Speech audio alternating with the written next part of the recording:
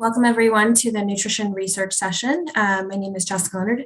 I'm a dietitian at Boston Children's, and my co-moderator Kim Altman from New York Press are here to share this with you. We have a bunch of great speakers here today are kind of walk through the CF life cycle and some of the different things that we come across in that. So our first speaker is going to be Dr. Gopinathan Nambiar, and he's going to be speaking about pancreatic enzyme treatment of obstructive meconium from CF pigs. Hi, I'm Gopinathan Nambiar. I'm a pediatric gastroenterology fellow at the University of Iowa. I'm going to talk about my research project, which is pancreatic enzyme treatment of obstructive meconium from cystic fibrosis pigs. Disclosure: there is no relationship to disclose related to this presentation. Meconium ileus is the earliest manifestation of cystic fibrosis, and this intestinal obstruction at birth is due to the thick meconium. The prevalence is around 15% of live births with CF. It is a major cause of morbidity in babies with cystic fibrosis, and the current treatment strategies are not effective. Surgery is often required to bypass this obstruction. What is meconium? Meconium is a complex product which contains mucin, glycoproteins, intestinal epithelial cells, bile, water, lanugo, amniotic fluid, and there is a failure of this to detach from the intestinal cribs, as you can see in this picture, that they are so adherent to the intestinal cribs. So what is the pathophysiology behind this condition? We think that it could be an abnormal meconium, either an abnormal pH or bicarb concentration or low water content within the meconium, or it could be due to an abnormal mucin cross-linking within the mucin fibers in the meconium. And it could be due to exocrine pancreatic insufficiency, which is the lack of digestive enzymes, which could impair the normal passage of meconium. There could be a Cftr-dependent smooth muscle dysfunction, which impedes the intestinal motility. There could be Cftr-dependent intestinal growth abnormalities, which probably leads to atrachia or diverticulae or other intestinal malformations associated with this condition. So we hypothesize that pancreatic enzyme can digest the CF meconium, and the rationale is pancreatic enzymes are deficient in cystic fibrosis. In case newborns with cystic fibrosis, most of them are pancreatic insufficient. Mucins are glycoproteins and maybe act as substrates for the enzymatic reaction. And we need to classify this condition in order to understand the treatment strategies. So half of meconium ileus are simple meconium ileus. By saying simple, it means it's an intraluminal occlusion by the thick meconium. And rest of the half are complex meconium ileus, where apart from obstruction, these patients also have atresia, volvulus necrosis, perforation, or peritonitis. So it's quite possible that this condition starts as a simple meconium ileus and may progress in utero to a complex meconium ileus. And the way we treat simple meconium ileus is by medical management, and often they are helpful in relieving the obstruction from 30 to 50% of times, and it's done by using therapeutic enemas. And in complex meconium ileus, they require surgical intervention with ostomy placement. And if the medical management doesn't work, even for the simple meconium ileus, they will need surgical intervention. So the current treatments are either with solvents or hydrating agents, which are normal saline, gastrographin, which is a hypertonic contrast material, or we use reducing agents like N-acetylcysteine, which breaks disulfide bonds in mucin. So these therapies are not very effective, and many patients still require surgery. So why we use CF pigs? Because these CF pigs have pancreatic insufficient, and also they develop meconium ileus at birth. So CFTR null pigs develop meconium ileus, and that's a barrier to our research progress because they die because of this condition. So, however, it is an appropriate model for studying this life-threatening complication. So the goal of the study was to determine optimal method or methods to dissolve the obstructive meconium. So we collected the meconium from the site of obstruction, and we divided it into equal pieces, weighed them.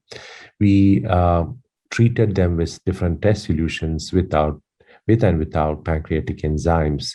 And we incubated each solutions at this 7 degrees Celsius for 16 hours with constant agitation.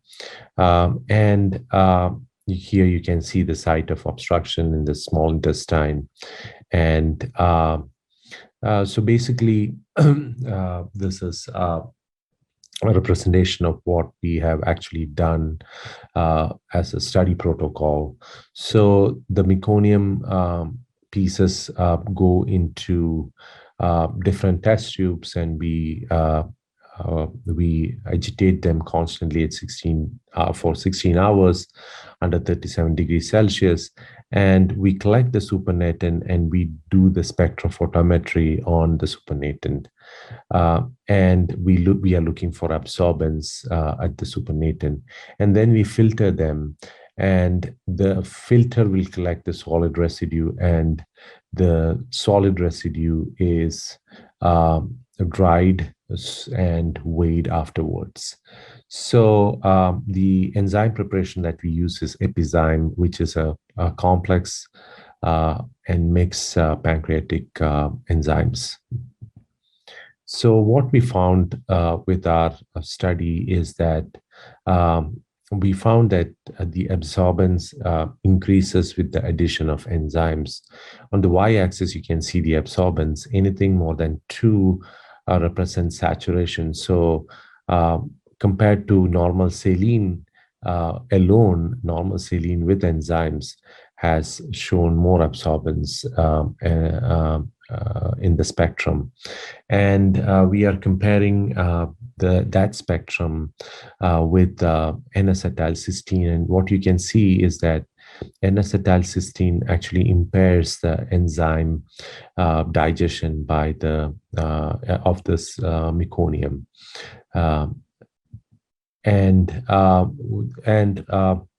These absorbance peaked at wavelength of 4 or 5 nanometers. So we compared each treatment solutions at 4 or 5 nanometer. And what we found is that compared to all the controls with only the solutions, enzymatic preparations were able to increase the absorbance, but except in case of NAC, where we haven't seen any much of a big difference. So we see that N-acetylcysteine is impairing the enzymatic digestion of CF meconium. So it's here a representation of with and tubes with and without pancreatic enzymes. And as you can see here, there is a big solid residue in the preparation which was treated with N-acetylcysteine. And we filtered, and this is a representation of those filter papers. So here you see when normal saline without enzymes when treated with meconium. And you can see quite a lot of residue in this picture. And when we treated them with enzymes, the meconium actually broke into smaller pieces. And as you can see in these pictures, and when we treated this meconium with N-acetylcysteine, we didn't see much of a breakdown. And when we treated with enzyme, we still didn't see any difference in those samples. So it's a comparison of normal saline group and N-acetylcysteine group. As you can see, there was not much of a difference in the N-acetylcysteine group with and without enzymes, as in where in a normal saline group, there was a significant difference. So we compared the residual weights, and we found that the residues were lowest with treated with normal saline and enzymes. And we wanted to study the optimal conditions for enzyme lysis. What is the optimal pH? What is the minimum effective dosage of enzymes that is required to do this reaction? What is the minimum time required for this lysis? So we prepared pH buffers with the pH ranging from 4.8 to 8.5. And we found that the maximum lysis was when the meconium was treated with pH of 7.5, and that's a representation of the pH curve. So dose response study we did with different doses of pancreatic enzymes, and we found that the dose response curve was flat, about 4 milligram per ml. So as you can see in this picture, so we conclude that mixed pancreatic enzymes digest CF meconium. N-acetylcysteine, a common mucolytic agent, impairs meconium digestion and seem to inhibit our enzyme preparation. And more studies are required to understand the time course of this enzymatic reaction. And our future direction is to use this research data to apply in other animal models, and as well as try to advance it into a translational research into newborns. Thank you for your attention, and thank you for your time. Thank you. Bye.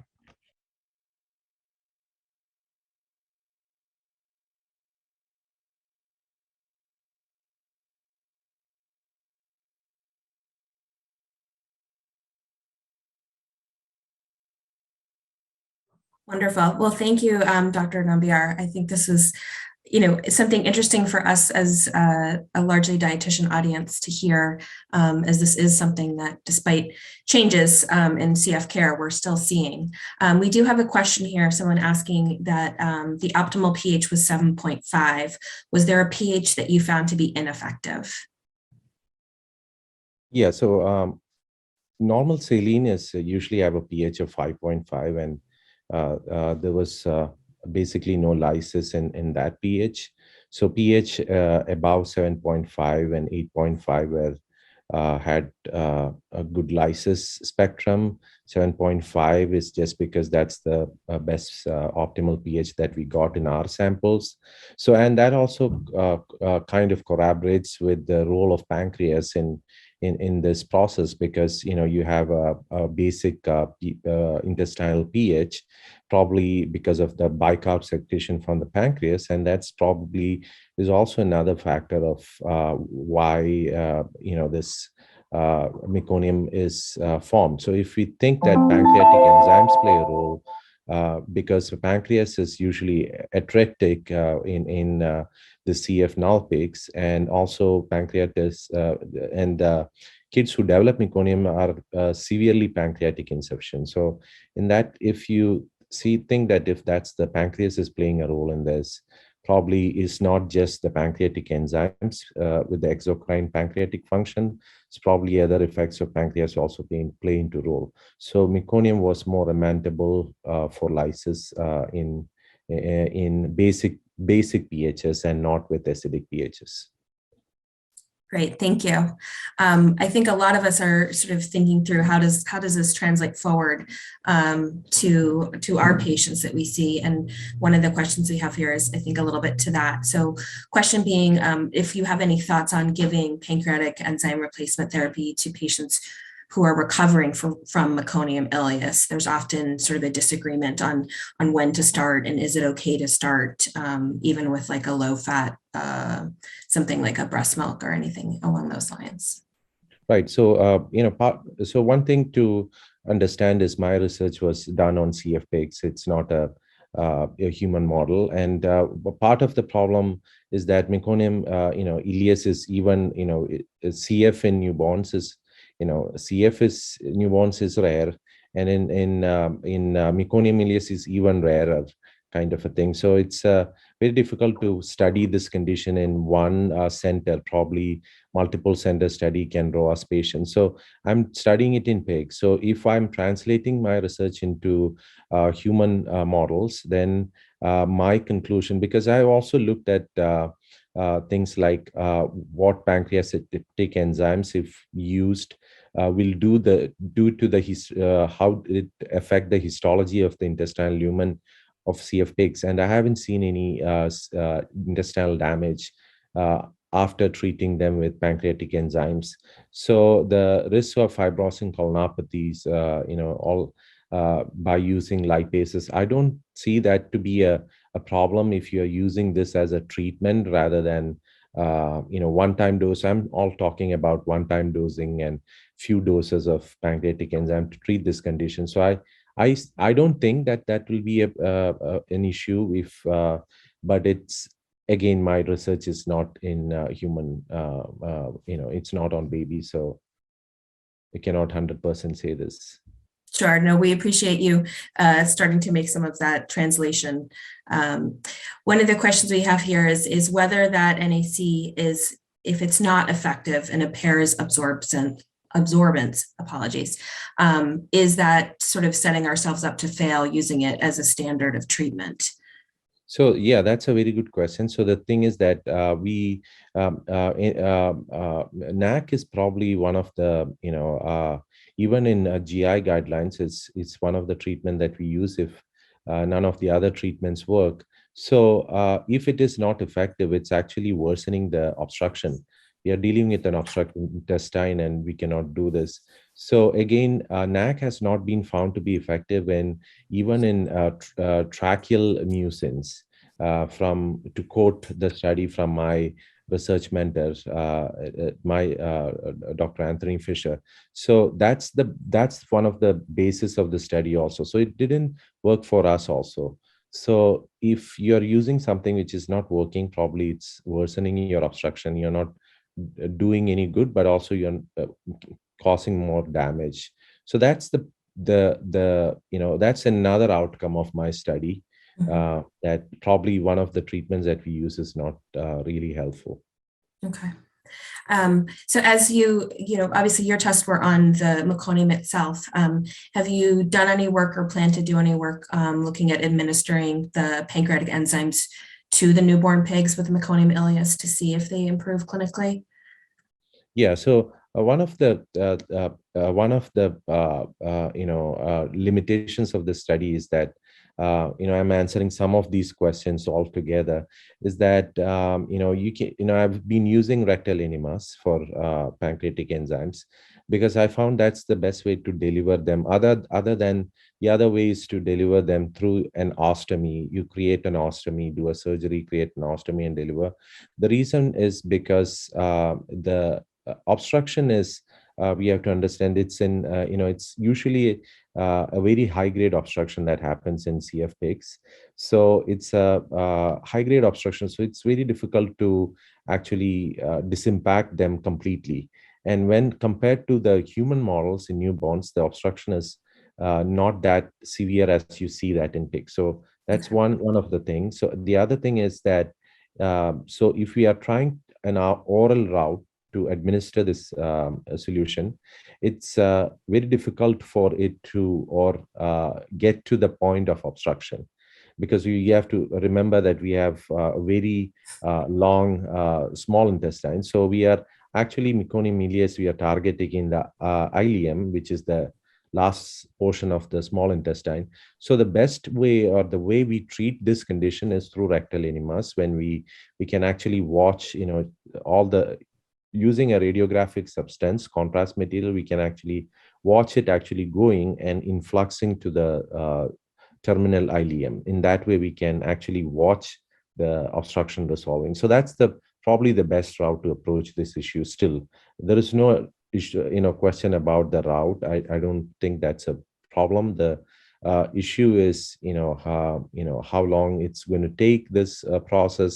Will this be translatable to in newborns without evidence of treating them with newborns? So this is that's the thing. So I'm yeah. Yeah, I think that's great. I think it helps us kind of think through some of the parameters and understanding the CF pigs a little bit better. We've only got about another minute here or so, but I think you've given a lot of people good things to think about and interest in your research there. So I apologize. I don't know that we're going to have time for the last question here, but I appreciate people in inputting their thoughts around your study. So thank you so much. Thank you. All right, so we're going to move on to our next presentation, which is by Dr. Wei-Chin Lai, and is looking at breastfeeding growth and Pseudomonas infections in the first 3 years of life in the first cohort. Good afternoon, everyone. I'd like to thank the co-moderators for the opportunity to present the data generated from our first study on the associations of breastfeeding to growth and Pseudomonas aeruginosa outcomes in the first 3 years of life. The only disclosure I have is from grant funding agencies that support the first study. Optimal feeding in infants with CF remains uncertain despite decades of research. Identifying optimal feeding in early infancy is crucial in the newborn screening era. The 2009 CFF Infant Care Guidelines recommend breast milk as the initial feeding, but do not address if long duration of exclusive breastfeeding is adequate, or when high caloric density formula should be introduced to promote optimal growth in infants with CF. The first study is being conducted at 6 CF centers in the US. In 2012, we designed and launched the first study with the focus to address the following questions. First, is long duration of exclusive breastfeeding, for example, 6 months as recommended by the American Academy of Pediatrics for Healthy Infants, optimal for infants with CF? Second, should breast milk or formula be fortified to a higher caloric density, that is, greater than 20 calories per ounce? If so, at what age should fortification begin? The primary outcomes in the first study are growth and several pulmonary measures as listed on this slide, at endpoints of age 1, 2, 3, and 6 years respectively.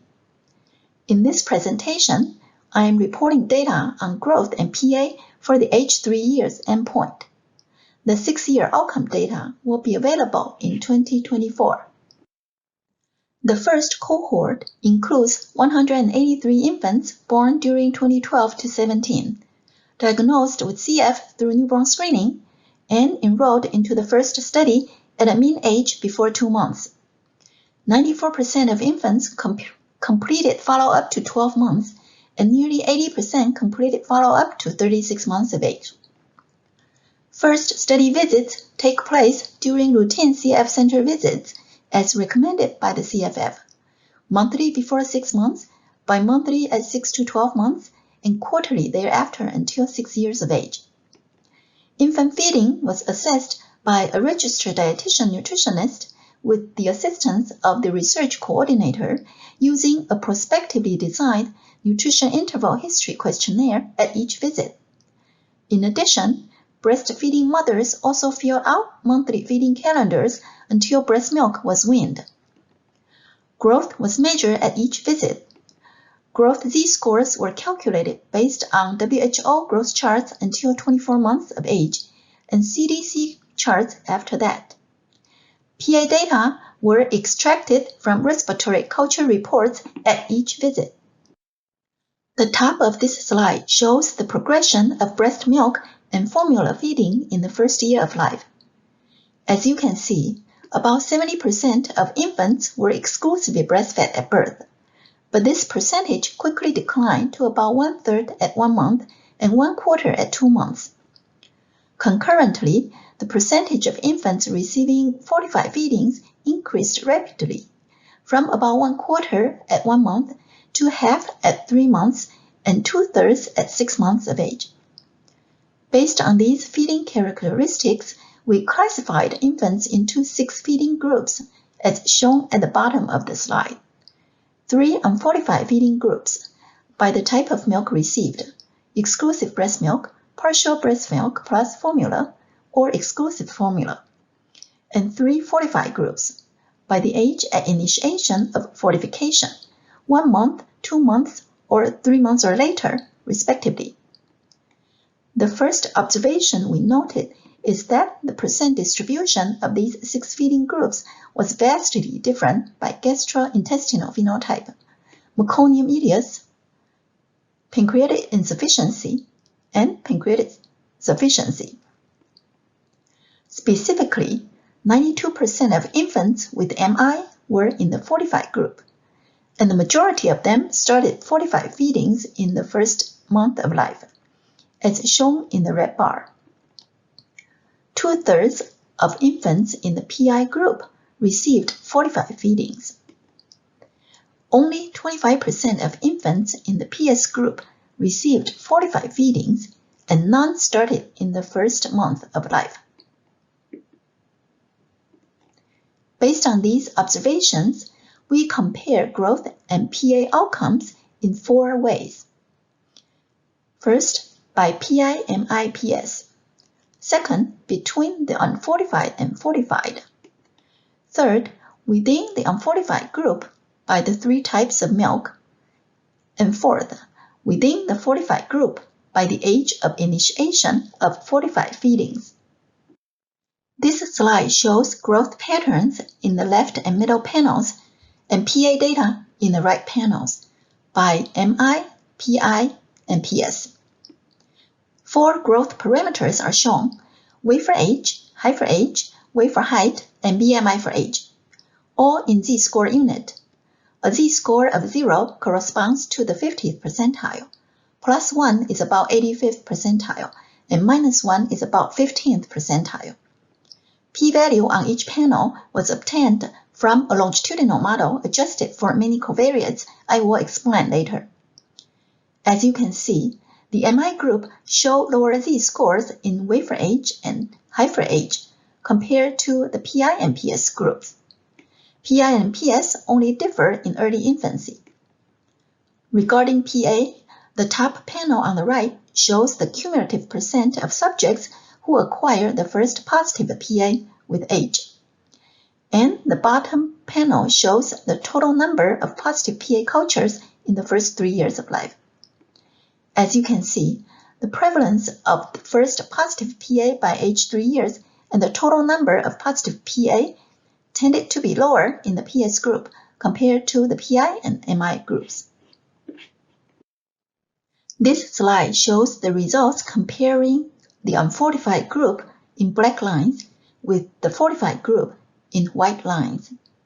As you can see, the fortified group showed lower Z-scores in weight for age and height for age compared to the unfortified group. These differences were largest in the first 6 months of life and diminished progressively with age. Regarding PA, the prevalence of first positive PA by age 3 years and the total number of positive PA cultures were higher in the fortified group compared to the unfortified group. This slide shows the results within the unfortified group, comparing the 3 types of milk: exclusive breast milk in orange lines, partial breast milk plus formula in blue lines, and exclusive formula in pink lines. In the 4 growth z-score panels, 2 pairwise p-values are shown between exclusive breast milk and exclusive formula, and between partial breast milk plus formula versus exclusive formula. As you can see, the exclusive breast milk orange line is the lowest in the weight for age, the weight for height, and BMI for age panels. These differences began to show between 3 to 6 months of life and persisted through 3 years of age. All p-values are significant. The height panel is more complicated. The main difference is in the exclusive formula group, the pink line, which became more consistently higher in the 2nd and 3rd year of life compared to the other breast milk groups. Regarding PA, the exclusive formula group show the highest percent of first positive PA and more PA cultures by 3 years of age, while the partial breast milk and formula group show the lowest positive PA cultures. However, these differences are not statistically significant. This slide shows the results within the fortified group by age at initiation of fortified feedings, 1 month in red circle lines, 2 months in purple triangle lines, and 3 months or later in green square lines. In the weight for age and height for age panels, the main differences were in the purple line, the fortified by 2-month group, which were lower and significantly different compared to the other 2 groups. The fortified by 2-month group also had earlier age at the first PA and more positive PA cultures than the other 2 groups, but these differences were not statistically significant. No significant differences were noted in weight for height or BMI for age panels among the 3 fortified groups. The last piece of results I will show you is an outcome measure we pioneered and termed as responders that were reported in many of our previous publications. With respect to growth in early life, responders are those who recover their growth z-scores at birth at 3 years of age. Growth z-scores at birth represent more individualized reference points than a single reference point for everyone. As you can see, within the unfortified group, proportionately fewer infants in the exclusive breast milk group, the orange bars, were weight responders, height responders, and BMI responders compared to the exclusive formula group in pink bars. Within the fortified group, the fortified by 1 month group appear to have a higher percent of weight responders, but this difference is not statistically significant. Before I summarize our findings, I'd like to point out that in addition to breast milk and formula feedings, other factors were also significantly associated with growth and PA outcomes in the first 3 years of life in the first cohort. The factors shown on this slide were adjusted in all statistical models we performed. There is not enough time to discuss the specifics of these factors in this presentation, but we are incorporating these results in a manuscript for publication. In summary, results from the first cohort show that 2/3 of infants with CF had poor growth in early infancy that prompted initiation of fortified feedings. These infants had lower growth z-scores during the first year of life, but caught up by 3 years of age. Infants received fortified feedings also had earlier and more positive PA cultures compared to the unfortified group. Within the unfortified group, infants exclusively breastfed for 6 months had reduced growth in the first year of life without significant reduction of positive PA cultures compared to those exclusively formula fed. Although the growth differences diminished by 3 years of age, exclusive breast milk for 6 months were associated with a lower likelihood of recovering birth z-scores for weight and height at 3 years of age. On the other hand, within the unfortified group, partial breastfeeding was associated with better growth than exclusive breastfeeding, and fewer positive cultures by 3 years of age than exclusive formula feeding. In conclusion, breast milk offers respiratory benefit for infants with CF, but supplemental formula feeding is needed to promote optimal growth. I would like to end this talk with sincere thanks to all first study participant families and investigators at all study sites for supporting a longitudinal study like ours for so many years. In addition, we are most grateful for the research coordinators at each study site for their superb management of the first study activities on a day-to-day basis. Finally, special thanks go to the registered dietitian nutritionists. We are deeply indebted to them for their commitment and laborious collection of nutritional data at each study visit. Thank you for your attention. I'm happy to answer any questions you might have.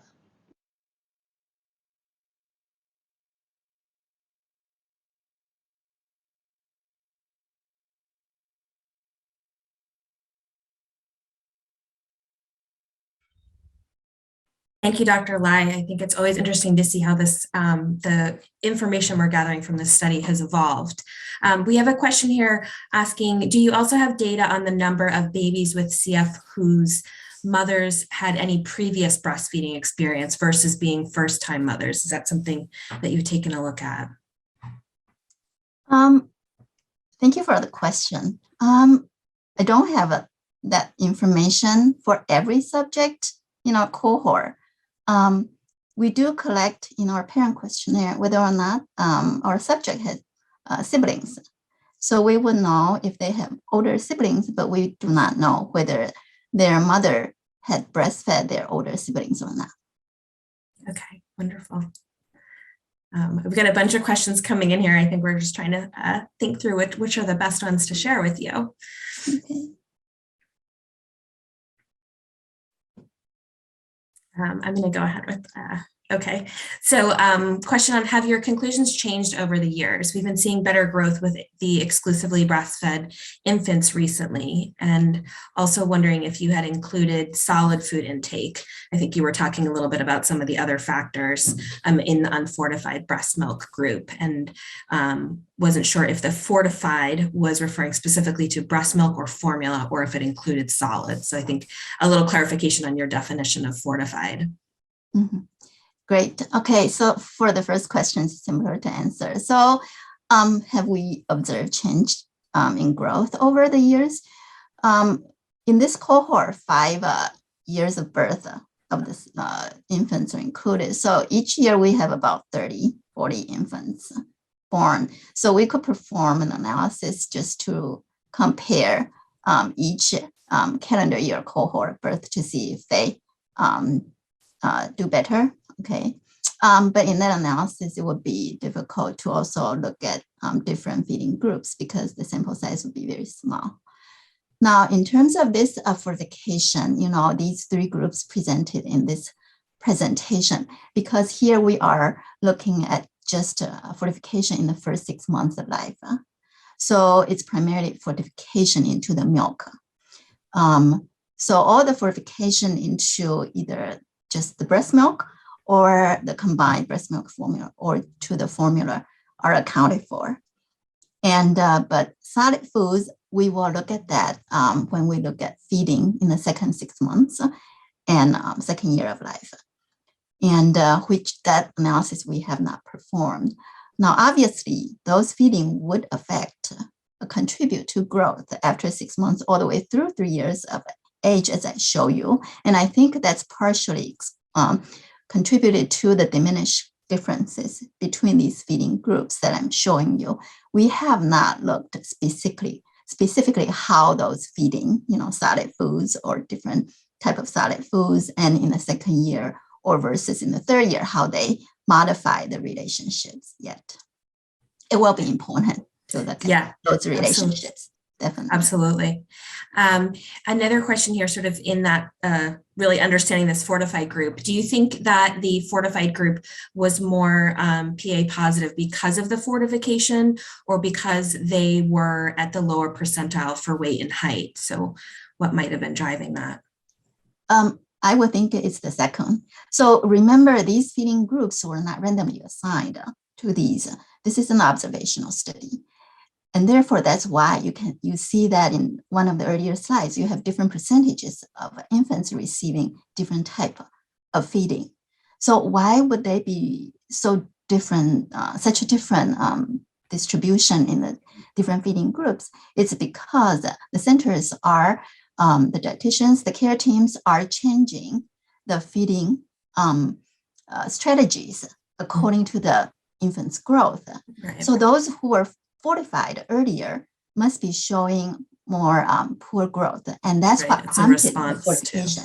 Yes, so we sometimes call this indication bias, and that's why the fortified group as a whole has a lower growth. So poor growth compared to the unfortified group, and I really think that this contributes to their early acquisition of Pseudomonas.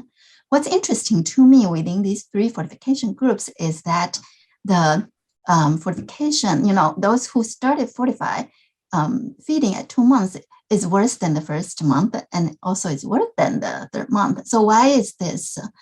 My guess is that, those who started fortification very early at 1 month of age must have a very dramatic growth faltering, basically very poor growth at 1 month. So they were started early. And the 3 month or later one are more likely to be the mild ones. So they were okay until by 3 months. And then they got started. So in our analysis, we can see that those who started at 3 months or later represented more of the PS infants.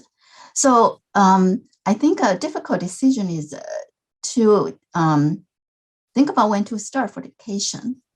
And I think on the individual level basis, there's no way, really difficult to predict who will need fortification at what age. Mm-hmm. And so I would think that if you can start early at 1 month on everyone, then you are sort of a cover. Mm-hmm. You're covering everyone. The fortification does not have to be very high in terms of fortifying the calories. And just keep in mind, the PI, pancreatic insufficiency, already increased the infant's risk for malabsorption. So even if you increase your fortification to 20% more, you are just compensating for that loss. Right. You are not really giving a lot. So that's something to think about. Interesting. Yes, definitely. That response to the poor growth is a piece of this. We have a question here wondering whether you're collecting samples of the breast milk and if you're analyzing that for nutrient content.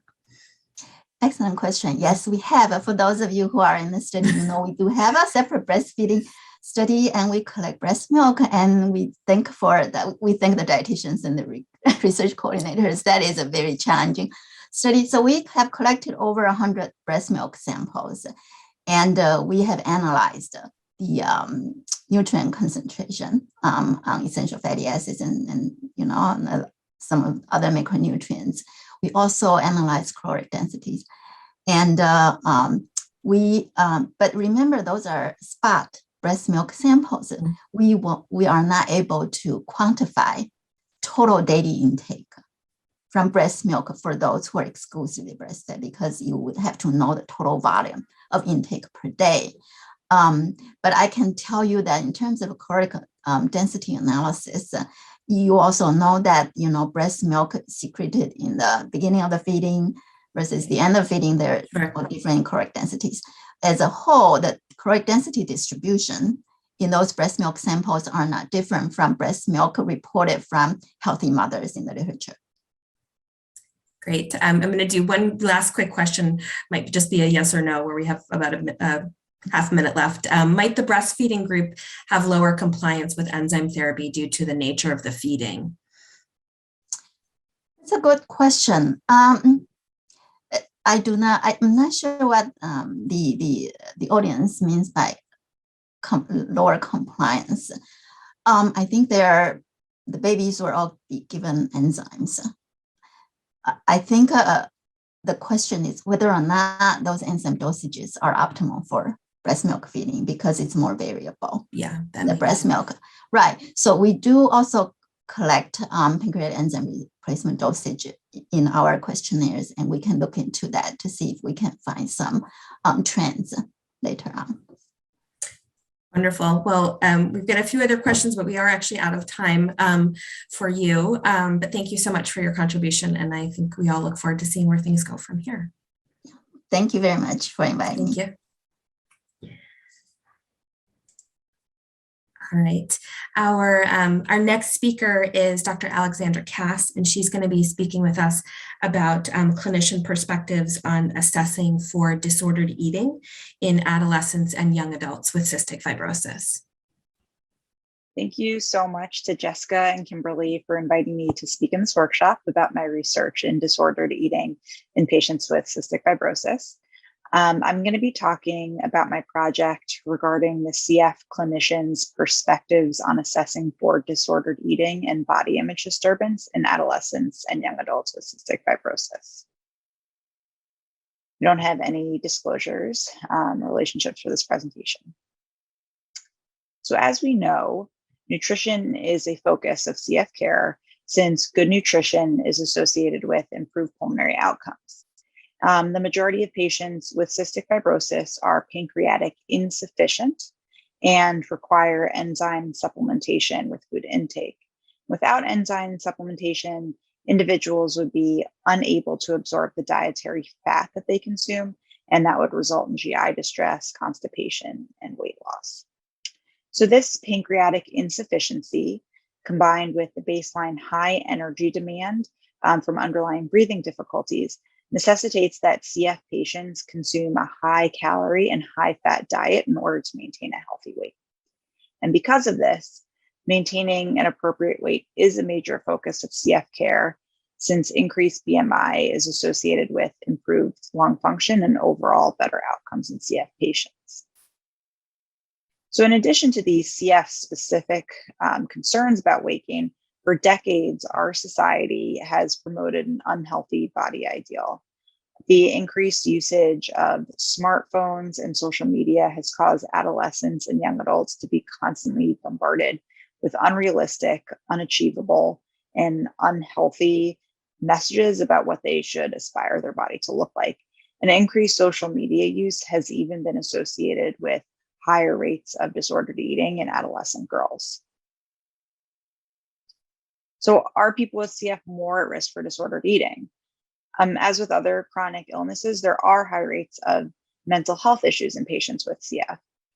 Per the most recent CF Foundation patient registry, 16.7% of individuals with CF have depression compared to only 7.1% in the general population.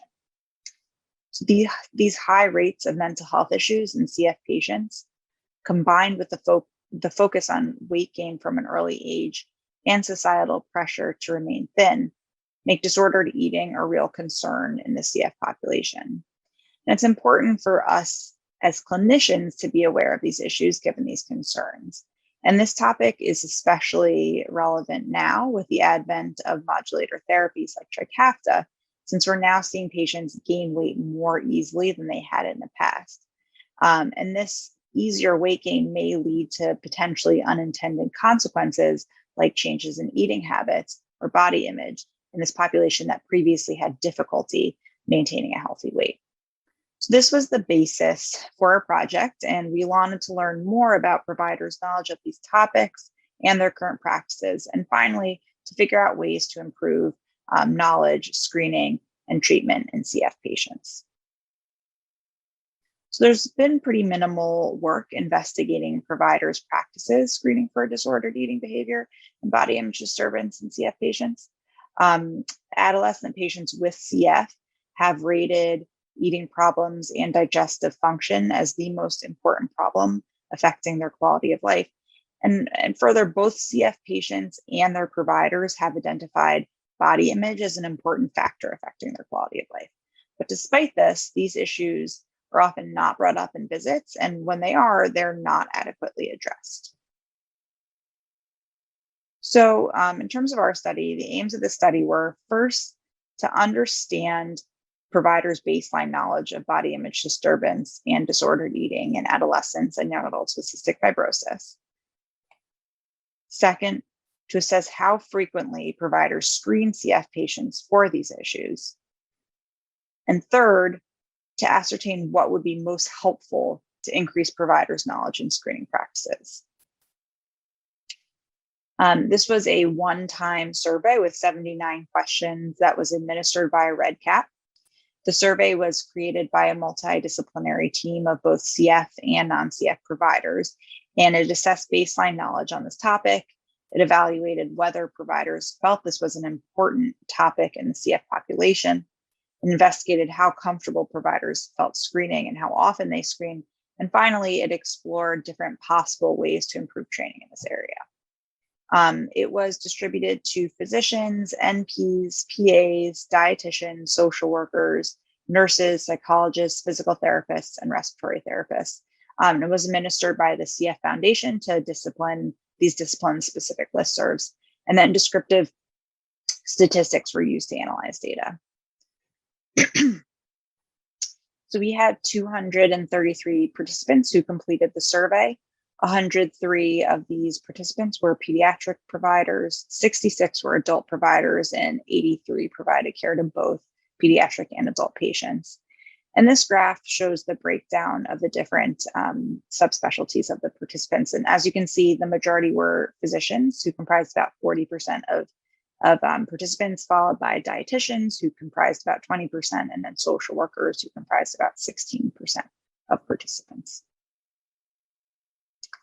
And as part of the survey, we asked providers how they felt about screening for each of these following things listed on the slide. So adherence to enzymes, adherence to insulin, food avoidance, food restriction, body image disturbance, selective or picky eating, purging, binge eating, and excessive exercise. We found that across the board, providers felt that these were either important or very important topics that needed to be discussed with patients. However, generally, about less than half generally felt that or reported feeling comfortable or very comfortable screening for them. And even fewer reported either often or always screening for these things in their daily practice. And this disparity is very interesting and indicates the need for more training and more education on this very important topic. So we also wanted to know if participants felt that it was the responsibility of the CF team specifically to screen for these topics. We did find that they did think that was the case. So a significant majority of respondents did feel that the CF team specifically, as opposed to say the primary care provider, should be the ones screening for eating disorder and body image disturbance. And they also felt that both should be standardized in CF care. However, only 2.7% of participants actually used a formal screening tool to screen for these issues. Again, really indicating the need for more resources for CF clinicians in this area.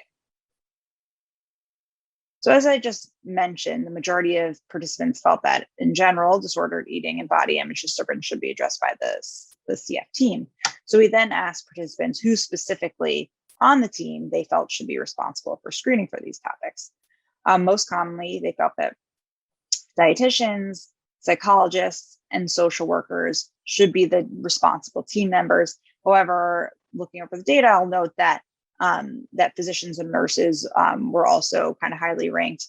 And there were, in fact, several participants that said that they felt the entire CF team should be responsible for screening for these issues. So as we have seen, the majority of our participants feel that the CF team should be responsible for screening for these important topics, but very few actually do this in their daily practices. So then we wanted to find out barriers to screening and what we can do to overcome them so that at-risk patients can be appropriately identified and receive the treatment that they need. So providers reported that the lack of assessment tools and lack of knowledge or expertise were the two most significant issues that got in the way of screening. And I feel importantly, and put it in here, that several participants also wrote in that they were unsure what they would do if a patient screened positive. So if you don't know what you're going to do, like kind of, it would be hard to actually screen patients. I was actually happy to see these results. I viewed them somewhat positively. As these are all things that we can act on to improve, as opposed to, saying, I don't have enough time, which, that did come up as a reason for not screening, but it was not as common as these three listed here. And then in terms of ways to improve knowledge on this topic and therefore screening practices, participants felt that provider assessment tools, standardized partnerships with eating disorder specialists, and Cystic Fibrosis Foundation or national guidelines would be the most helpful. So it's really hopeful that these resources can be created and collaborations can be made, which will ultimately lead to identification and treatment of high-risk patients and really make providers feel more comfortable screening and treating for these issues. So in conclusion, we found that CF providers in general feel that disordered eating and body image disturbance are important issues in that adolescent and young adult CF population. However, most don't feel comfortable screening for these topics, and even fewer address them with their patients. And they also feel that screening in general is the responsibility of the CF team. There are many barriers to screening and treatment. And finally, moving forward, it is vital to create resources for CF providers, for example, guidelines, assessment tools, and partnerships with experts to improve screening for and treatment of these issues. So this has been a very interesting project. I'm really looking forward to doing more investigation in this area and hopefully, helping to create these resources to enable the CF team to screen and treat for disordered eating in the CF population. I really want to thank the Cystic Fibrosis Foundation for their very generous funding and support of this project and support of me throughout my my fellowship. I also want to thank Jessica and Kimberly again for inviting me to speak and share my findings in this workshop.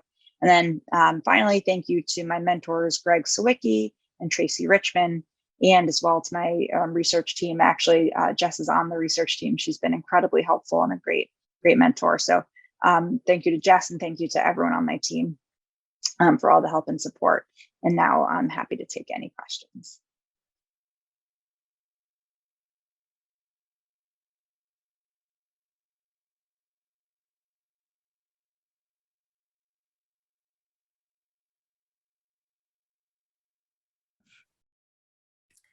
Thank you, Alexandra. We're already getting lots of questions, so I'm going to jump right into that.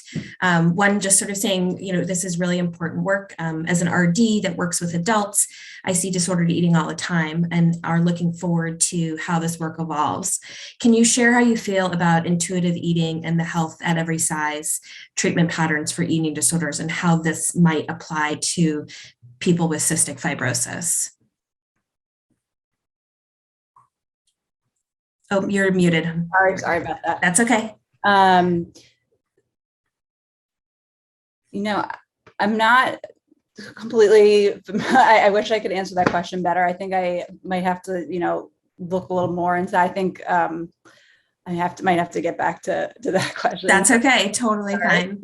It's on topic, but not specifically to the study. So I think that the intuitive eating piece is something that's coming up a lot. So next question here is asking is there a screening tool that exists specific to the CF population in light of the modulators and associated weight gain? I know there's screening tools for body image for the CF population, but only address low BMI, not necessarily the other end of weight gain.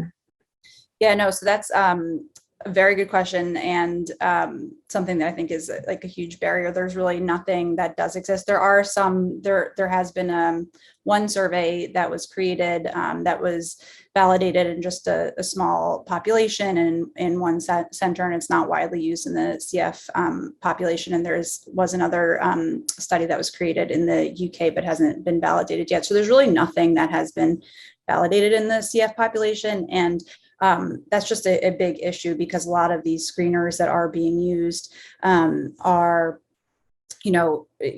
people might be answering in a specific way because they have CF rather than because they have an eating disorder. So even if we use these screeners, and someone screens positive for an eating disorder, they might, not actually have an eating disorder, might be related to their underlying CF. So I think that is, a huge barrier to care. And I think one of the most important things that we can do moving forward, if we can create a fast screening tool that can kind of alert us to patients that might be more at risk. Great. Sort of on that vein a little bit, as if you might be able to speak a little bit about the screening tools that you did choose. And someone is saying they've sort of looked at some, but feel that some of the questions are not appropriate in CF. So. Yeah, so we actually did, Jess was involved with another study, and we surveyed patients, and we used the eating disorder questionnaire, and also the NIAS, which evaluates for ARFID, which there have been several studies that looked at eating disorders in CF patients, but nothing's looked at ARFID yet. But so we use the eating disorder questionnaire. There's certainly questions on there that are not perfect for evaluating eating disorders in this population. That's in collaboration with our eating disorder expert at Boston Children's. That's the survey she felt was most appropriate. I've seen in the literature other people using the eating attitude test, but I mean, there's nothing really that's perfect. Something that's interesting that we did find in our patient survey was that we actually administered the CFQR as well. And we looked at the eating subscales, weight subscales, and we found that there were some correlation in the scores between the EDQ and the EDQ and the NIAS and the CFQR. So that, you might be able to use the CFQR as kind of a way to tip you off to someone who might be having issues with their weight, but certainly that's not a screening tool. But there's nothing perfect, but those are, I think, for now, good places to start. Sure. You made a comment sort of saying that some of the results you were happy to see. I don't know if you want to speak a little bit about your feelings around the engagement with this provider side of the study and a lot of the responses that were asking for more tools. Yeah, I mean, I think the big kind of takeaway I got was that people thought it was important, but people didn't feel like they knew enough or were empowered to, screen enough. And I think obviously we're all pressed for time, and it's, that is certainly a factor, but I think people want to be asking their patients about this. They want to be screening their patients. They want to be treating appropriately. And I think the biggest barrier is we don't know how well enough. We don't know how really. And I think once we're able to create both resources so that, everyone is more aware of this topic, that people feel more comfortable and screening for it, treating it, and we create tools and measures that are easy to perform, kind of quick, and don't add too much burden to patients, to providers. I think that is that'll be the most important step next moving forward. Great. Someone else is asking in regards to like psychologist engagement or participation. Did you find there were many centers that had a psychologist or close access to one that was able to help screen for this? So we didn't specifically ask that question, though a lot of people wrote in, some answers. There were a fair amount of people that said we don't really have access to someone who is who would be an expert in this. So that is certainly it could be an issue. I know if adolescent providers often deal with this. So even if there's not, a psychologist, the adolescent team could be a good group to collaborate with. Unfortunately, there's not always someone that can specifically deal with that. So sometimes the burden might, kind of fall on the CF team. That's why these resources are very important. Great. And someone else is asking whether you think that MDs, nurses, or MPs are either less comfortable with screening because of their training, or if it may be an artifact of screening fatigue, given that we do mental health and diabetes and quality of life and social determinants and a lot of these other things that we want to learn more about for our patients. That's a very good question. I think it's probably honestly a combination of both. I think there are so many screens that people have to do, and there's absolutely a component of screening fatigue, and that's something that people wrote in a lot. But I think physicians and nurses just aren't as comfortable. I know certainly I'm not, and I rely heavily on colleagues. So I think it's definitely a component of both. But I think it's something that, even if there's one team member that focuses on it more, I think it's something that the entire team should be at least comfortable with, and be able to recognize concerning signs and point them out and ask for help if needed. But I think having that baseline knowledge and being able to recognize that is important. And do you think that, as we're talking about all these different care team members, do you think that rapport with the patient plays a role in who or how it might be screened for?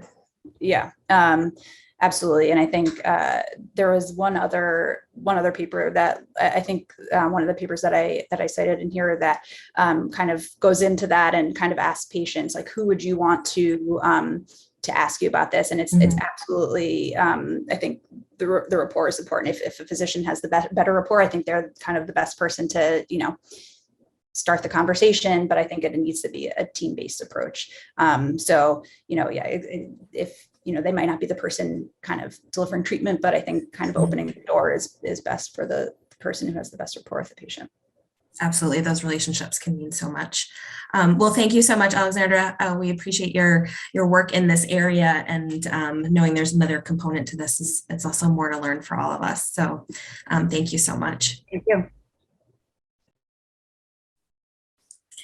All right, I'm going to go ahead and introduce our next speaker, who is Juliana Bailey, and she's going to be speaking about nutritional and metabolic effects of ETI in adults and adolescents with CF. Hi, my name is Juliana Bailey, and I'm the Registered Dietitian and Quality Improvement Coordinator at the University of Alabama at Birmingham Adult Cystic Fibrosis Program. And today I'm going to present my work on nutritional and metabolic effects of elexacaftor, tezacaftor, ivacaftor in adolescents and adults with CF. And this is poster and abstract number 216. I have no disclosures related to this presentation. So I wanted to start off by just giving some general background on nutrition and CF. I think most of us attending this talk are aware that malnutrition is one of the common clinical features of CF, and it is associated with both lower lung function and poorer survival. BMI and lung function are tightly linked, and BMI has long been the main marker for nutritional status in this population. However, that is changing some with emerging evidence. So because of this tight association between BMI and lung function, the recommended diet for CF has historically been high calorie and high fat, as well as high salt and high protein. However, nutrition issues are changing with care advancements. We now have highly effective Cftr modulators that up to 90% of the CF population are eligible to take. And in addition to that, there is an increase happening in growth parameters, especially among children. You can see in this graph here on the right, the median nutritional outcomes of children in the CF patient registry. And you can see that height and weight, and therefore BMI, have been consistently increasing over the past 10 years. We also see the same trend for adults in both men and women. BMI has been steadily increasing.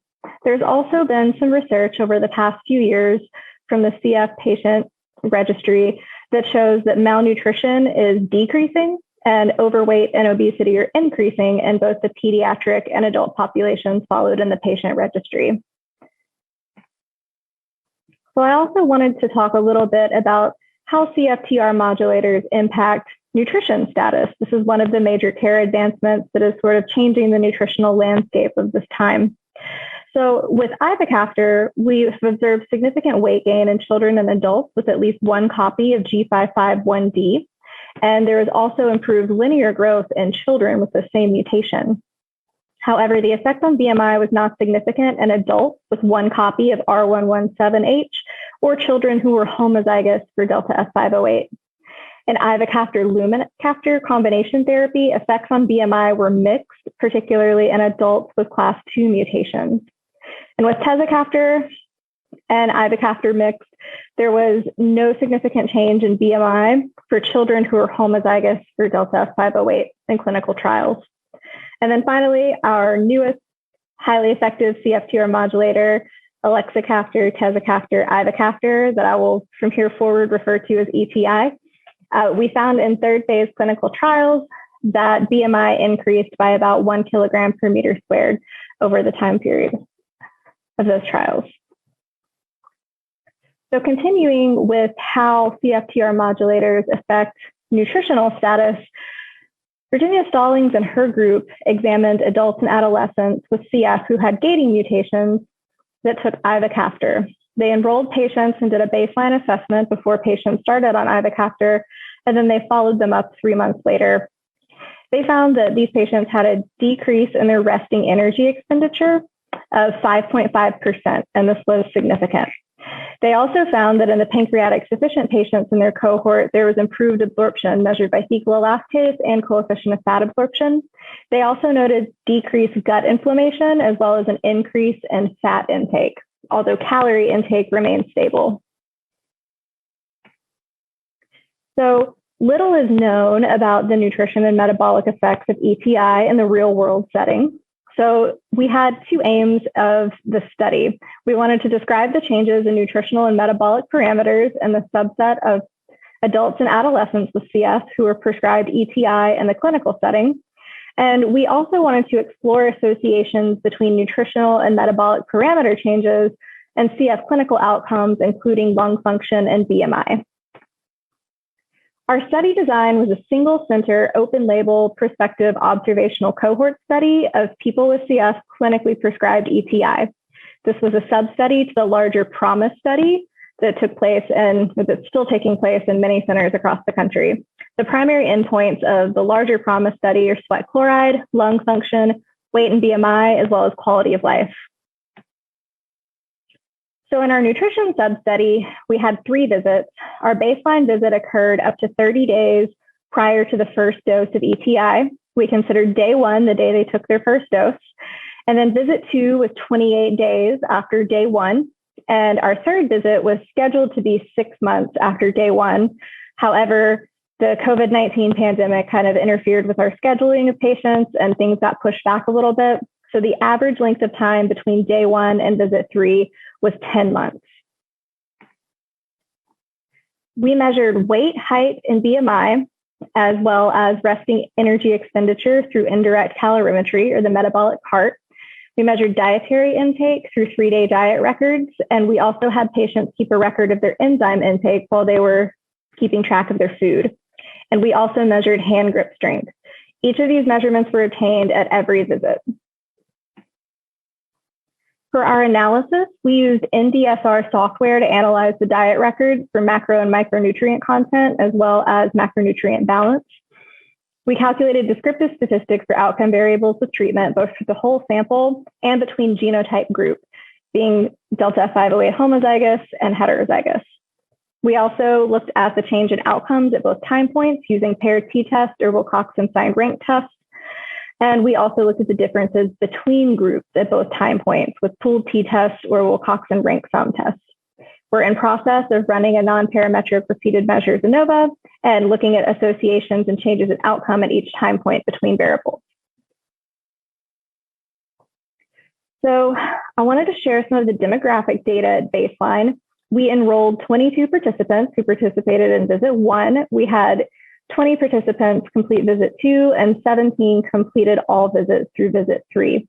At baseline, our participants were 95% Caucasian and 68% female. Half of them were delta F508 homozygous and had been on previous CFTR modulator therapy. The other half had never been on a modulator because they were not eligible. The mean age was 26 years, and we had a range of 16 to 54 years of age. Some additional baseline characteristics include having a mean BMI of 22.8.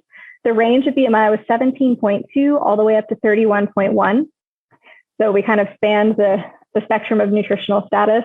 You can see in this graph on the right that 5% of our patients were obese and 18% were overweight.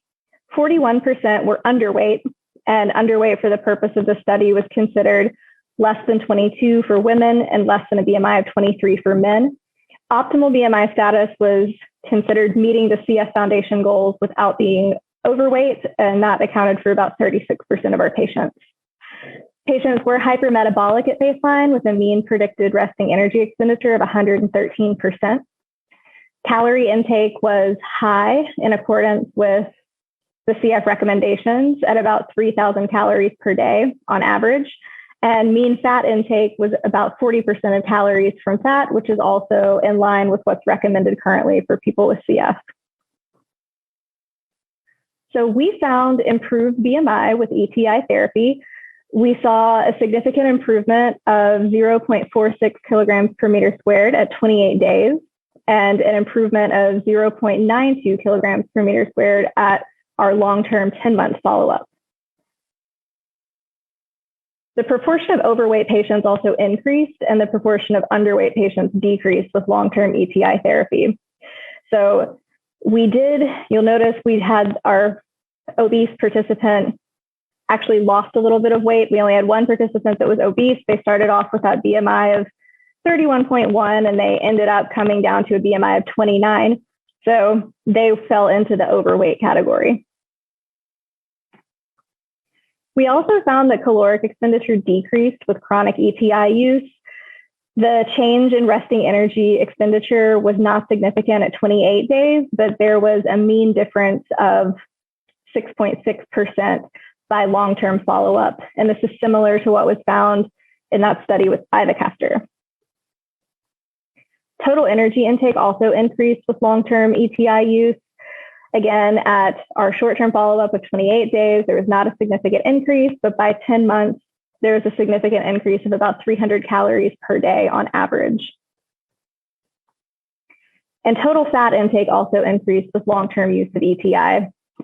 Fat intake increased at 10 months by about 19 grams per day, and there was not a significant increase at our 28-day short-term follow-up.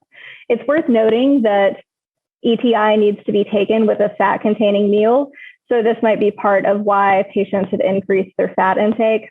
That, or if some of their GI symptoms were alleviated by the drug, they may have been more comfortable consuming fat. So key fat-soluble vitamin intake did not change significantly over the course of the study. The same thing is true of carbohydrate and protein intake. Pancreatic enzyme intake was also stable throughout the study, and hand grip strength remained unchanged throughout the study as well. We also wanted to examine diet quality, and we did this using the Healthy Eating Index. This is a validated measure of diet quality based on the dietary guidelines for Americans. It's ranked on a scale of 1 to 100, with 100 being the highest possible score. And just to give you some context, the mean Healthy Eating Index for US adults is 59 based on NHANES data, and previous work in the CF population shows that the median HEI in adults with CF was 48.3. So the Healthy Eating Index in our sample we had a mean of 52.1 at baseline, and this did not change significantly over time during the course of the study. So a Healthy Eating Index of 52.1 indicates poor diet quality based on the dietary guidelines for Americans. So in conclusion, ETI improved weight and BMI status rapidly, which was sustained with chronic treatment at greater than 6 months. And we believe that decreased energy expenditure combined with increased energy intake could be mechanisms of weight gain on ETI. Worth noting that diet quality was poor at baseline and did not improve despite there being increases in total calorie and total fat intake. And this really speaks to the fact that the universal CF high calorie, high fat diet recommendation potentially needs to be revised given these findings of rising BMI, increased intake, and poor diet quality. These findings also highlight the need for individualized nutrition counseling to improve diet quality and manage weight changes on ETI. Future work will explore longitudinal trends and larger sample sizes. We'd like to also expand this work into the pediatric population, hopefully with added measures of body composition and absorption. And we're also working on additional exploration of the healthy eating index components that are driving poor quality in this population, as that could help to inform future recommendations for dietary improvements in CF. I wanted to acknowledge the patients who participated in this study and express my gratitude to them for their time and commitment to research. I also wanted to acknowledge my dissertation committee led by Dr. Kevin Fontaine, who is my chair. I wanted to acknowledge the Gregory Fleming James CF Research Center, particularly Steve Rowe, Heather Hawthorne, and Justin Wade, who is the wonderful research coordinator that worked with me on the study, and Dr. Barbara Gower and Bob Petrie and the UAB Nutrition and Obesity Research Center. And here are my references. And I look forward to taking questions and discussions during our live Q&A after this workshop. Thank you for listening to my presentation.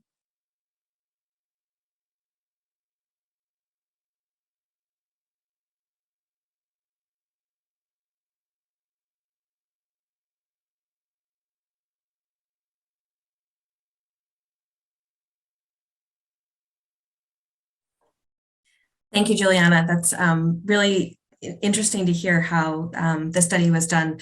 I'm curious to know, did you have any feedback from those patients that participated in how they viewed going through the study?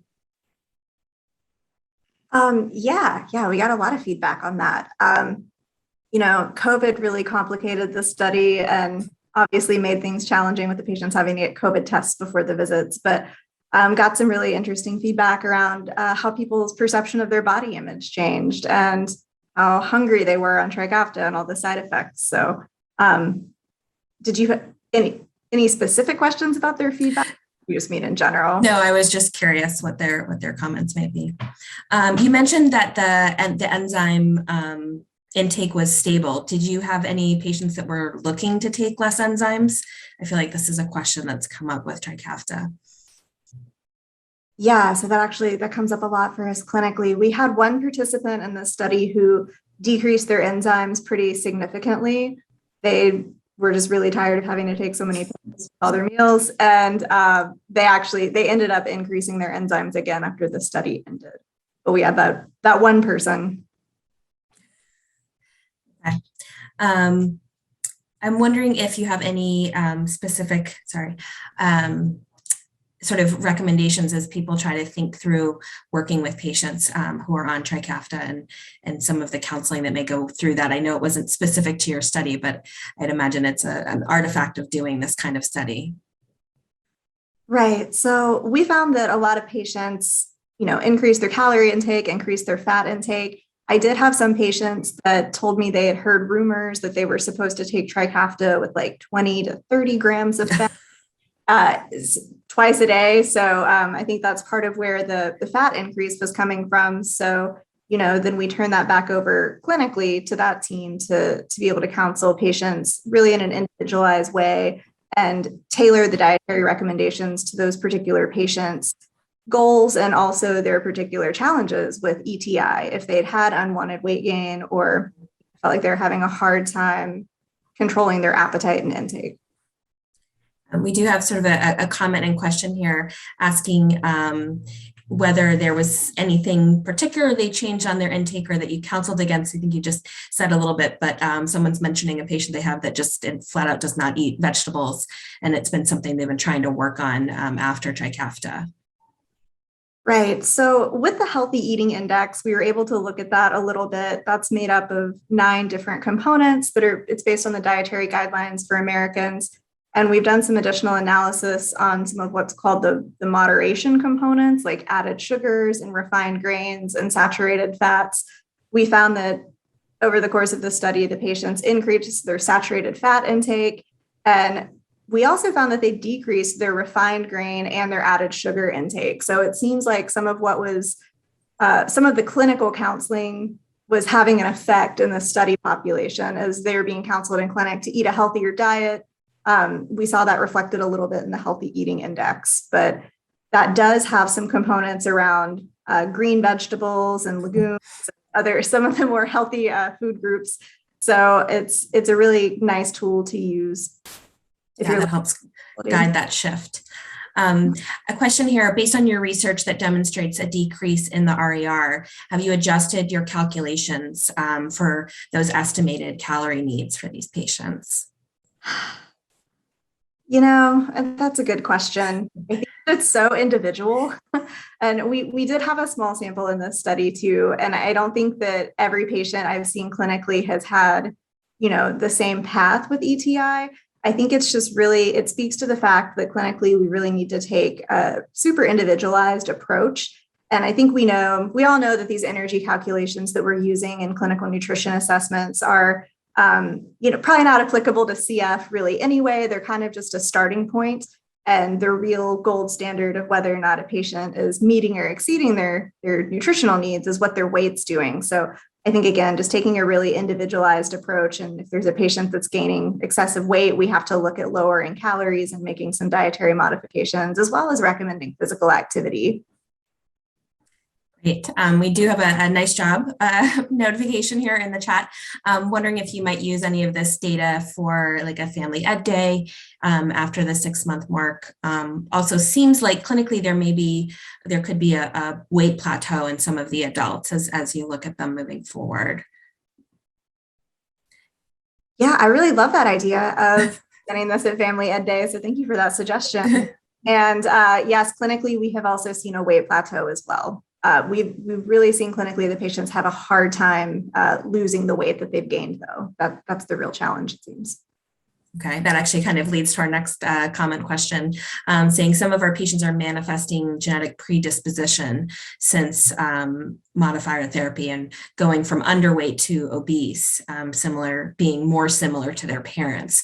Wondering if you have any data sort of looking at those comparisons, or if maybe that's a future study. Yeah, that's a really great idea for a future study. We don't have any data on that currently, looking at genetic predisposition. And, you know, I would love to get a larger sample so I could really look at the effect of baseline weight on weight gain and if that's a predictor of amount of weight gained. Okay. Oops, sorry, this is me not scrolling fast enough. Wondering what differences did you see between patients who are modulator naive compared to those who were coming from another modulator therapy? One would expect the increase in fat to be as marked in those already on a modulator if the reason for increased fat was taking with ETI versus an increased appetite. That's a really great question. We did do some subgroup analysis looking at that, and we didn't find any statistical differences between the groups when it came to any of the outcome parameters. The sample sizes were really small when we looked at that, though, with 9 per one group and 10 per the other. Mm-hmm. Did see that the patients who were modulator naive had a larger increase in calories than those who weren't. It just didn't achieve statistical significance. Okay. I think it's still interesting for all of us to hear who are practicing this. Have you found that patients have trouble losing what someone's quoting as trikafta weight? Any suggestions, or I think maybe going back to your individualized approach comment too? Yes, I think we've had a lot of patients that have had trouble losing the weight they gained on trikafta, particularly when it was not desired weight gain. I think what's also a really interesting facet of all of this is that we had this global pandemic that probably also really restricted people's physical activity levels during the pandemic because of quarantine. And our patients, especially, at least the patients in my study, I know told me a lot about how they were really staying home. They missed having access to their gym. And I think that clinically speaking, our patients have seen success in weight loss when they really paired dietary modification with physical activity. And it will be interesting over time and in follow-up studies to see sort of what happens with weight now that people have had a little bit more of a return to normal and started exercising more, feel safer getting out in the world to be active again. Sure. And then sort of our last question here is asking a little bit of what the interplay may be between that experience of weight gain and something that may lend more towards disordered eating. That's something that you've seen. Right. I think that it's really important to approach the topic of this weight gain in a sensitive manner. And this is something that, I've had clinicians approach me about, asking, how do I approach this in a sensitive manner? And I think that, we have work to do in training people how to talk to folks about their weight without offending them or any of that. And I think that it's important to focus on health and modification of health behaviors rather than on this number on the scale and things like that. I think that can promote a healthier relationship both with body image and with food in general. There could be an entire talk. Yeah, I was going to say, but I think that's helpful as we're kind of also playing off of our last talk as well. So we do have some other questions, but we are out of time for questions. So I apologize for those that have submitted them, but wanted to say thank you to Juliana for sharing her research with us. And we look forward to seeing what comes next. Thank you. Okay, our next speaker is Tammy Miller, and she is going to be speaking to us about clinical nutrition and research collaboration. Hi, I'm Tammy Miller. I'm a cystic fibrosis dietitian at Children's Wisconsin in Milwaukee. Thank you to Kim and Jess for inviting me to talk to you about the collaboration between clinical nutrition and research.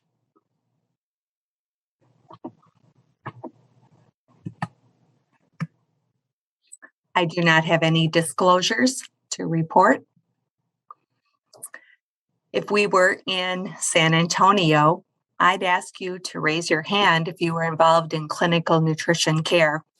And I'd imagine that most of you would raise your hands because as dietitians, which I imagine most of you are, we provide clinical care to our patients. However, if I asked you to keep your hands raised, if you were involved in nutrition research, I imagine that some of you, or maybe most of you, would return your hands to your laps.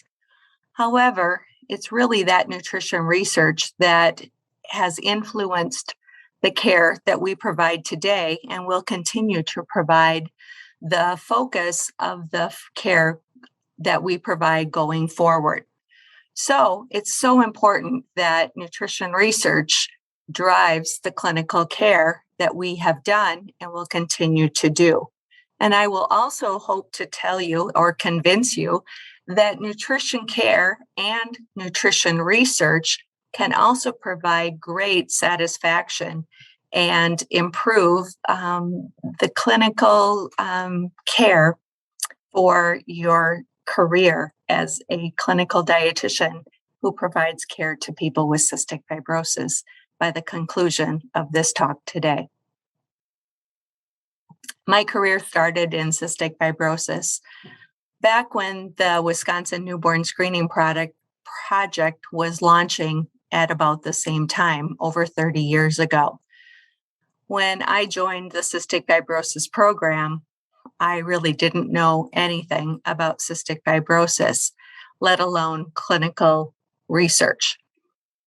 I imagine that many of you who are listening in today could be new to your cystic fibrosis program, and the thought about doing nutrition research in the context of learning about cystic fibrosis could be a little bit overwhelming. Believe me, I've been there.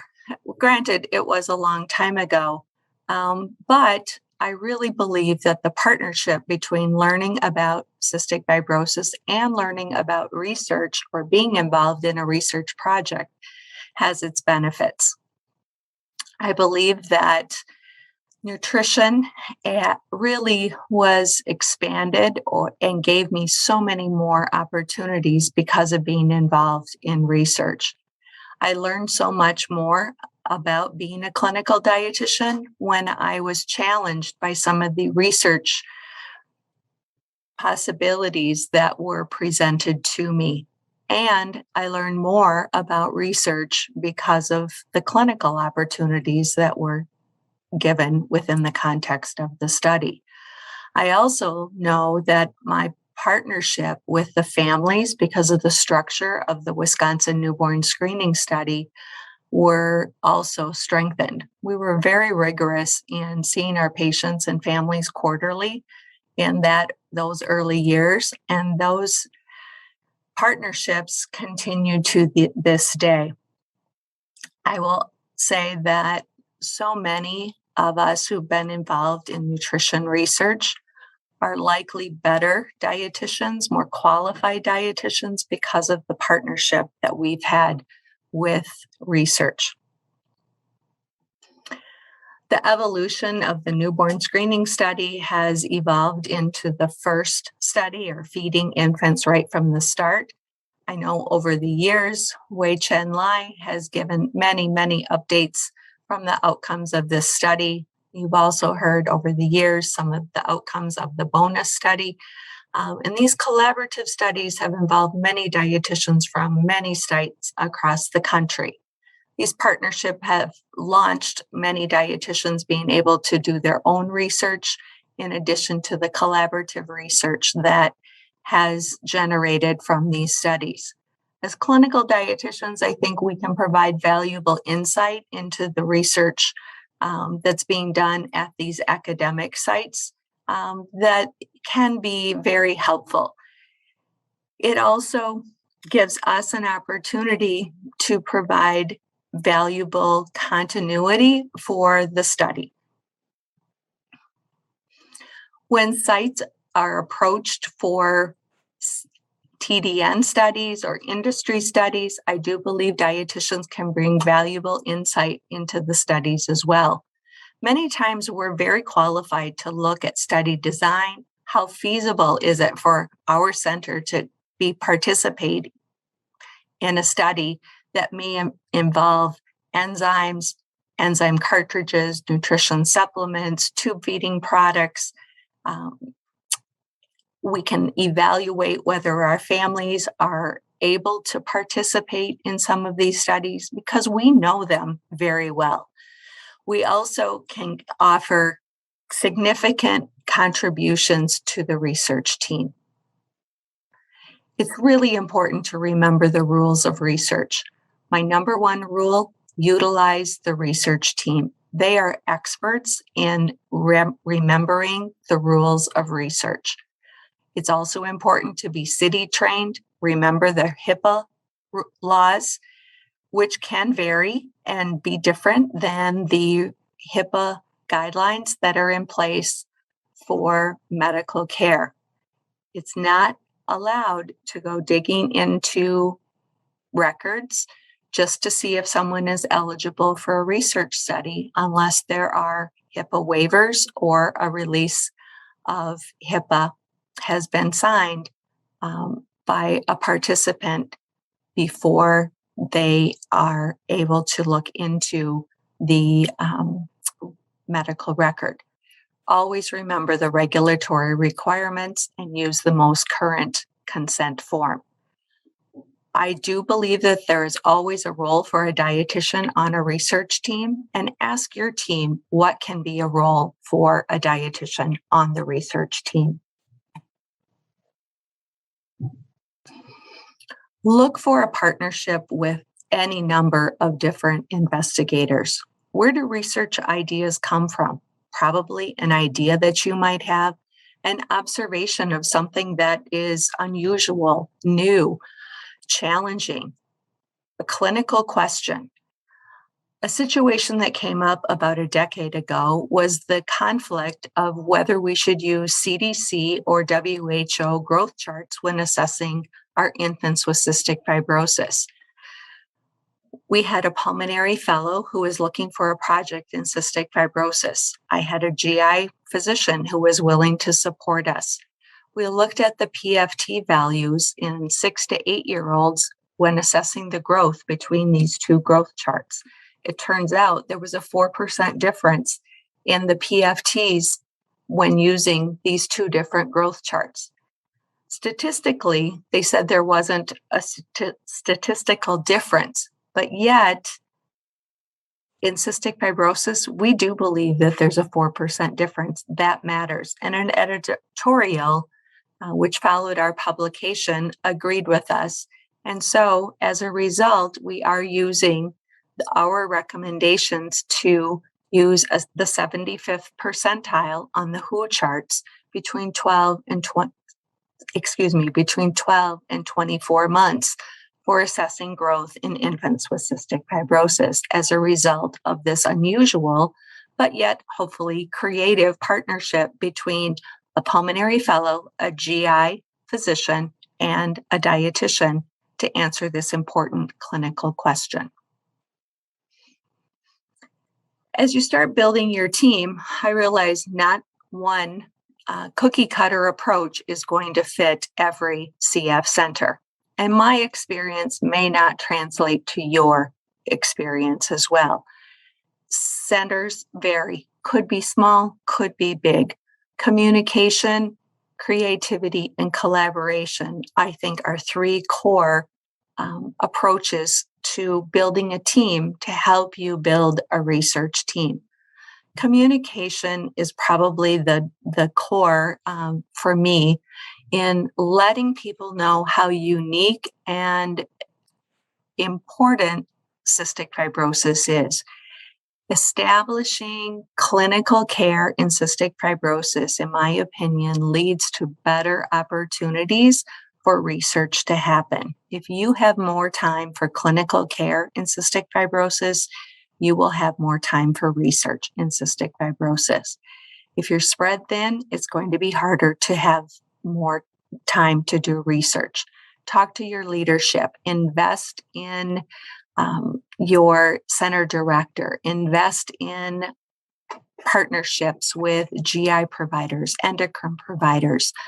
Think creatively. Who can you involve with learners? May it be fellows, academic partners,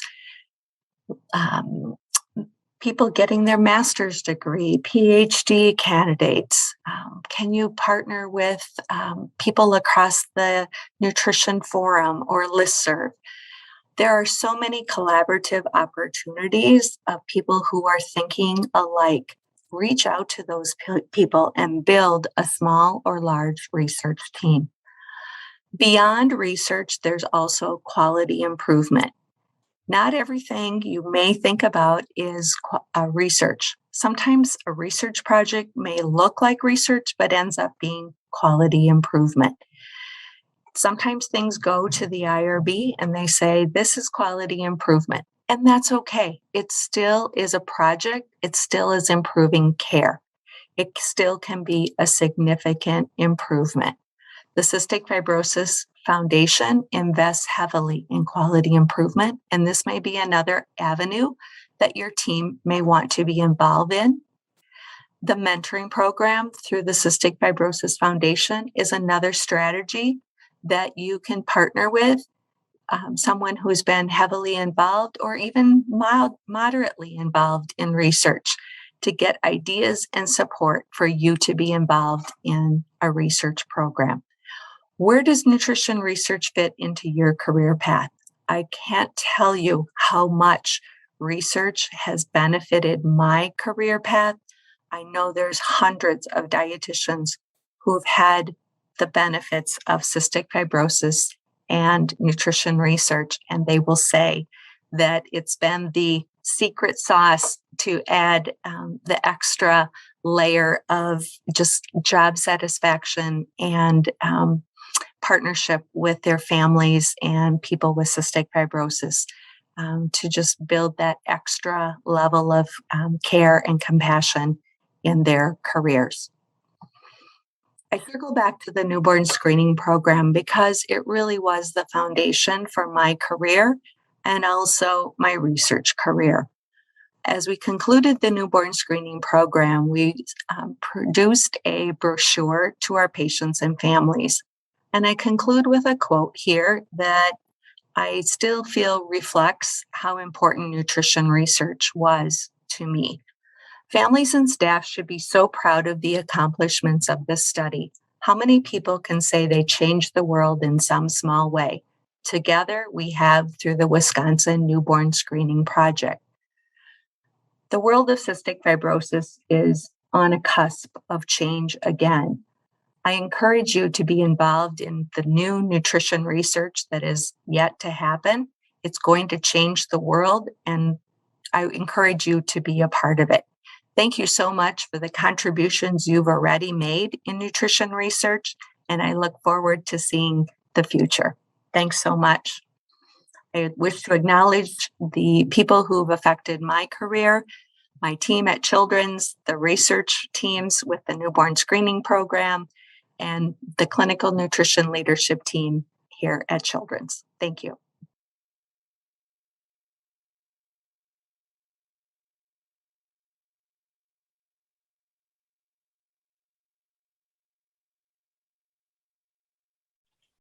Thank you, Tammy. This is so great to hear your path into this world of nutrition research and share that with others who may be looking to make that step or kind of wondering where to start.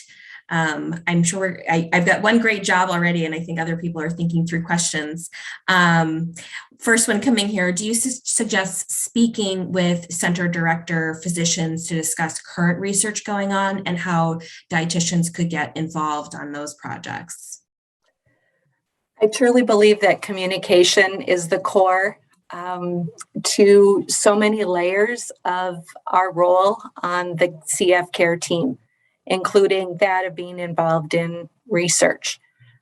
Yes, absolutely. Talking to a center director, partner physicians, whether that be in GI, endocrine.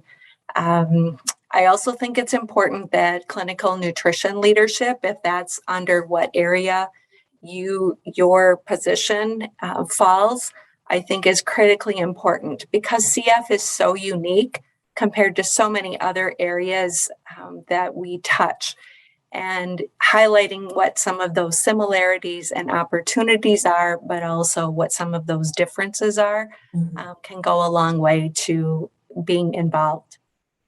Sure. I'm wondering, as you outlined, sort of having an idea, making an observation, thinking about something new, what like the timeline might look like between sort of having that idea and watching it start to get looked at either as research or QI.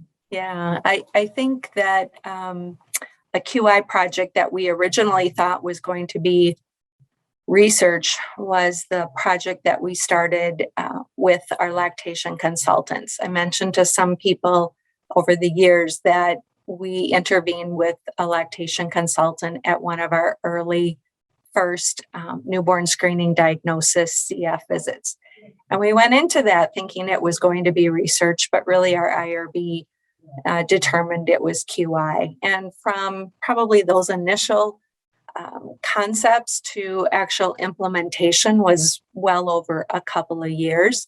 The project that we did with the growth curve, the growth charts, whether it was the WHO or the CDC, in working with a pulmonary fellow, his timeline with us was no longer than 3 years. And so we were really under pressure to, keep things moving. And sometimes that's to our advantage that you do have to keep things moving. Other projects, like the first study, as Dr. Lai, mentioned, it's going to be an ongoing conversation for years, probably a decade to come. That was the same way with the newborn screening project. And so depending, I think it could be long or short, short being relative to probably months to even a couple of years of dedicated effort towards that. Juliana could probably speak to answer that question as well. Like how long did it take for her research project? I think it will vary greatly, but it does take a mindset that this is not going to happen quickly. Yeah, I think that's great. It's helpful to have that perspective and also understand that sometimes giving it some time and room to breathe helps it grow on its own and get sort of shaken out to what it should be. We have a question here of do you think that QI is a good place to get involved in research or sort of get started in thinking about research? Yeah, absolutely. I think the Cystic Fibrosis Foundation is very intentional about the resources that they offer for teams to be involved in QI. And in choosing a nutrition-focused QI project can really help, one, the team identify opportunities in nutrition, learning skills, of course, related to QI, but just the formality of meeting regularly, keeping to timelines, all of those things can help facilitate an efficient QI or research process. Yeah, I think you make a good point about the meeting regularly, where that is often sometimes or often is almost always a part of CF care, and where you can kind of tack on this other piece and get some engagement from other people and let them know what you're hoping to learn, that they may have a different perspective on how to apply it. It's one of those things that you always feel like, oh, I don't have time for this. I don't know if I can commit to one more thing. My plate is so full. But yet the partnerships and the enhancement of just doing clinical care, and whether it be QI or research on a center level or a multi-center study, it really partners so well and adds to not only important clinical questions, but as I mentioned in my talk, just incredible pride and some responsiveness to clinical questions and opportunities. Yeah, and I think patients and families respond to that too. They're so versed in research occurring in CF, and often in my experience, and I don't know about yours, are excited to hear something nutrition related that might be going on, or something that might help their child, or how they can contribute to families that are younger than theirs based on things they've learned over time. Yeah, the partnerships that we forged in those early days through the newborn screening study, I'm still in touch with some of those families, even though many of the patients who were young children at that point are now in their 30s or even 40 years old. We don't see them as much because of they're at the adult center, but there's that bond that is irreplaceable because of that was rooted in that research project. I just hope that as we embark on this new era of effective modulators, it's so exciting to see some of the posters, the projects that people are undertaking already. I know there's going to be more to come, and I hope that I've inspired some people to just really embrace those opportunities that come up, because it is very, very rewarding. Yeah, thank you. That's a great note to end on, both for this session or for your presentation, but also for our session here. So thank you so much, and thank you to everybody who joined us today, and hope that you have a great rest of your conference. Thanks all.